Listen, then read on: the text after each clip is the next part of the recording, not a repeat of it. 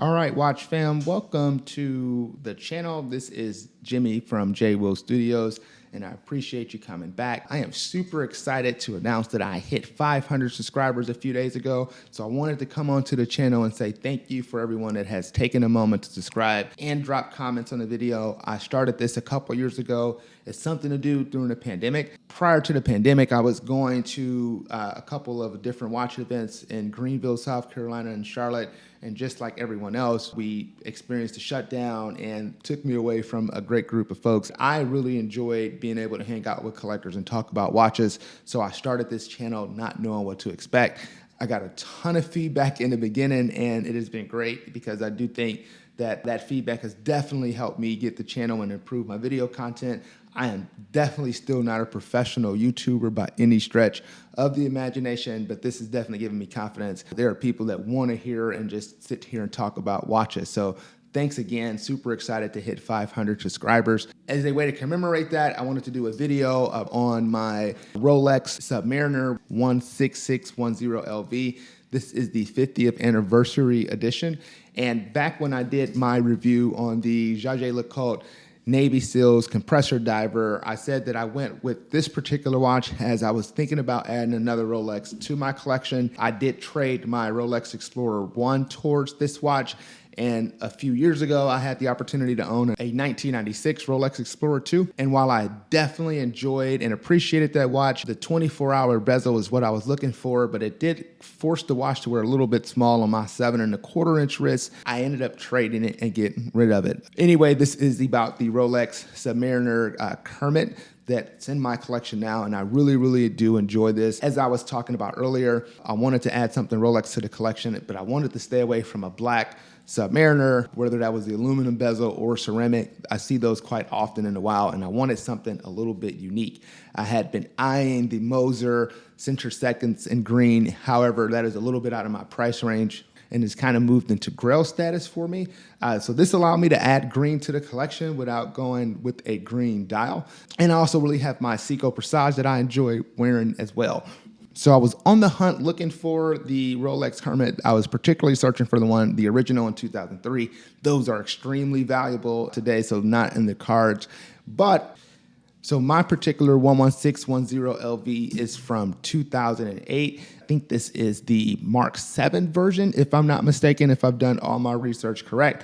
I am not necessarily a Rolex fan. My favorite watch brand is by far JLC. However, there is something about the Submariner that is extremely iconic, and I find this watch to be extremely versatile. First off, it is a 40mm dive watch. I think that is the base for all modern watches. You know, I think we argue in the watch collecting community where the perfect size is 38, 39, 40mm. However, I say for people with larger size wrists like myself, coming in at 7.25, 40mm is definitely the sweet spot. We also see more females jumping into watch collecting, and 40mm seem to be the sweet spot for them. The watch really sits comfortably, and you know, if you've owned a Rolex before, you know people really rave about the bracelet. The bracelet is extremely comfortable to wear. I have found myself often wearing this on a green crafter blue strap that I found, even though the greens doesn't match, I really like the aesthetic that it pulls off. Secretly, one of my other grail watches is the Rolex Yachtmaster in black ceramic on a rubber strap with that rose gold glide lock buckle. That thing looks really sweet. And this is my way of being able to rock the minty green version of that. I've also occasionally wore this on a NATO strap. I really enjoy wearing divers on NATO straps, and I think the Rolex Submariner diver is particularly well suited to be worn on a NATO strap. The proportions of it is just right, so you don't worry about the extra bulk that a NATO strap would add. I have my Omega Seamaster 300 here, and I really do love this watch. However, I do find that on a NATO strap, due to its thickness, you do get a little bit of extra heft. And while it doesn't bother me all the time, there are definitely days that I want my watch to fit nice and slim and really profile to the wrist. And this is why I think the Rolex Submariner has been the most iconic watch, at least in my generation. So as I mentioned, this is from 2008. And one of the things that excite me about potentially owning this watch long term, really waiting for the natural patina to start to kick in. I am starting to see a little bit of that already, and I think over the next 5 years, this thing could have a pretty cool faint yellow hue to it, and I think that is going to look tremendous with this green bezel. particularly as the green aluminum bezel fades. I believe that's an advantage of going with an aluminum bezel Rolex if you have the opportunity. I think ceramic is great. It looks great. It looks really awesome on the wrist. However, ceramic will not fade and, definitely holds up a little bit better over time. I actually think it's really awesome to have a Rolex in the collection that already have a few scuffs on the aluminum bezel, particularly a few scuffs that I've already put there just from daily wearing and getting to enjoy and experience the watch. For me, I don't like safe queens, and I think, whenever I add a watch to the collection, it is to really enjoy the wearing experience, and I've definitely had the opportunity to enjoy my time, with my Rolex Kermit. Speaking of the other dimensions of the watch, this comes in just a little bit under 47 millimeter lug to lug. Really great, allows us to accommodate a large variety of wrists, and also just a little bit under 12 millimeters thick. So really perfect proportions. And again, why I think this is greatest selling designs of a watch, an often duplicated watch of all time. And when you think about watches, the Submariner is the first luxury watch that comes to a lot of non-collectors and watch collectors' mind. It's also the watch that's probably duplicated the most. Lastly, this might be a little bit controversial, as I feel like the consensus when I'm on the forum is that people prefer no-date Submariners. I actually enjoy the Cyclops on the Rolex Submariner. There's something quintessentially Rolex about the Cyclops on the date. I also sought that out when I was searching for my Tudor Tiger Prince chronograph that also have the Cyclops on the date. A, it makes the date really easy to read, and two, I think it's a really, really cool feature. I do not have any other watches with Cyclops on the date outside of my Tudor and my Rolex, and it's a pretty cool feature to add to a large collection. So I'm not a huge dive watch fan, but I do think that this sits really well in my dive watch collection. I have 4 divers that I primarily wear. I think the Rolex Submariner Kermit fits really perfectly and brings out some balance.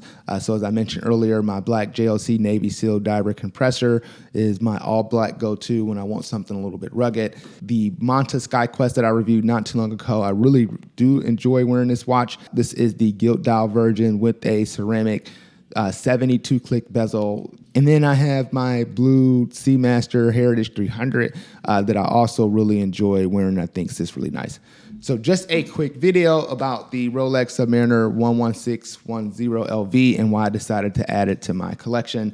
I really, really enjoyed the Submariner. It's one that I wanted in the collection for a while. I just didn't know what direction I wanted to go. So as always, thank you for coming back and watching my videos. I appreciate all the subscribers. Again, I know 500 is not a huge milestone, but it is a significant milestone for me. I am greatly appreciative of the fact that 500 people have decided to subscribe and come back and watch me talk about watches. I am really starting to think about where my channel is going to go. I have a few more videos lined up for watches in my collection. However, I'm going to eventually run out of talking about watches in my collection. So I will probably start doing some videos, doing a little bit of watch history. As I said before, I am constantly on Watch Recon and Chrono 24. So maybe even share some of my tips and tricks. When I hit 1,000 subscribers, I committed to doing my State of the Collection video. So that's something that I'm looking for. Always looking for ideas.